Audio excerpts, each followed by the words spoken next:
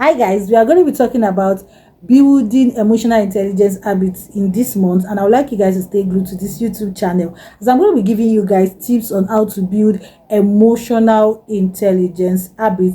But before then, I'm going to be giving you guys a tips or probably a call on understanding emotional intelligence itself. There are some certain psychological tips that you need to understand about emotional intelligence before I begin to dish out the habits that can help you build one.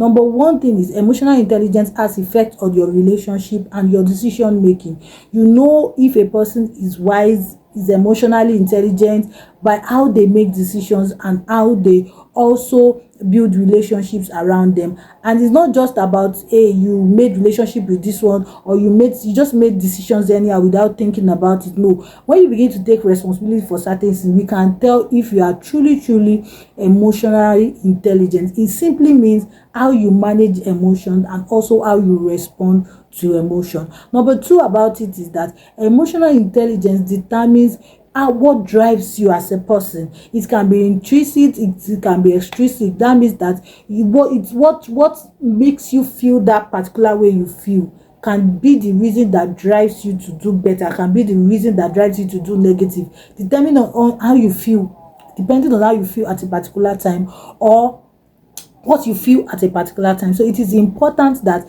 we begin to channel our feeling towards the right effect so that we can begin to have good energy and we can be emotionally intelligent towards things around us, including friends. If you don't feel cool about a person, the person cannot force the relationship. The relationship will just be stagnant, I'm telling you. So if you feel good about a person, you guys can move to another phase, maybe from casual to close friends. But if you don't feel good about it, you guys can still be, you still fall back on emotional intelligence. Even if you are not feeling good, how you identify your feeling and how you handle them really matters the most, and that's one of the cause of emotional intelligence. Another thing about emotional intelligence, which is number 3 or 2, I don't know, but is you can't separate the thought from the feelings.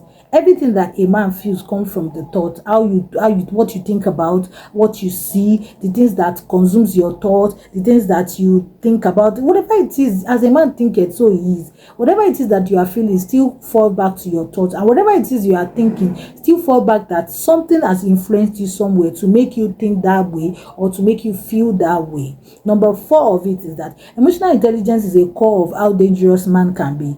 You feel you don't know how your anger can be. Okay, wait until somebody else get angry.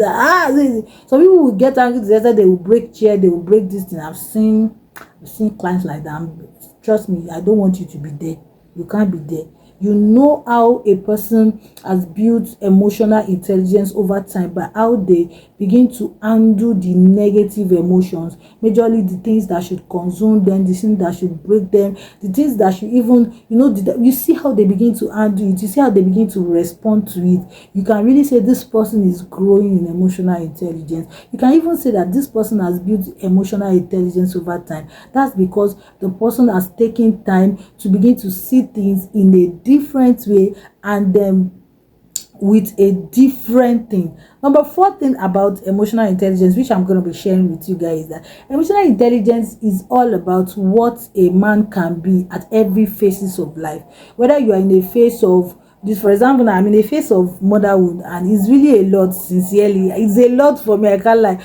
But then it's also teaching me another level of emotional intelligence, such as being patient, such as flowing with the cue and different kind of things. I don't know the phase in which you are right now, and I feel like if the phase is teaching you something negative, and you are allowing the negative define you, I think you are not emotionally intelligent at this point. You need to channel whatever failure, whatever it is that you are facing at this point. You need to channel it to something that helps you to see better. You need to channel it to something better. Maybe you are frustrated. See frustration as a cue to helping you to break through. See confusion as a need for you to find clarity in something. When you begin to see it in that perspective, you see that your emotions towards that particular thing becomes different. Last but not the least, on the core of understanding emotional intelligence is that emotions as a way of defining every achievement we ever have in our life. Whether you say you are humble or you are not humble, it still fall back to your emotions, falls back to how you handle things, how you respond to things, how you react to people around you, and how you make decisions. Whatever achievement, whatever success, whatever downfall, whatever phases we find in our life, the core of our thought, the core of our person falls back to how we manage our emotions, how we give it out, and how we receive it, and how we respond to it. In my next episode, I'm going to be sharing with you guys on tips and habits that helps you build emotional intelligence in different phases of life. And I'm also going to be sharing the component of emotional intelligence, as well as how to be rooted in those habits that can help you guys grow in emotional intelligence. Don't forget to drop something on the comment section, or probably if you can answer this question on the comment section, just drop it. What was the last thing you ever felt you did and you feel that this is silly of me? It's not even, in fact, I'm not managing my emotions very well. I'm going to drop my in the comment section, and I look forward to seeing you guys comment too. Don't forget to click on the subscribe button. I'll see you guys in my next episode. Thank you.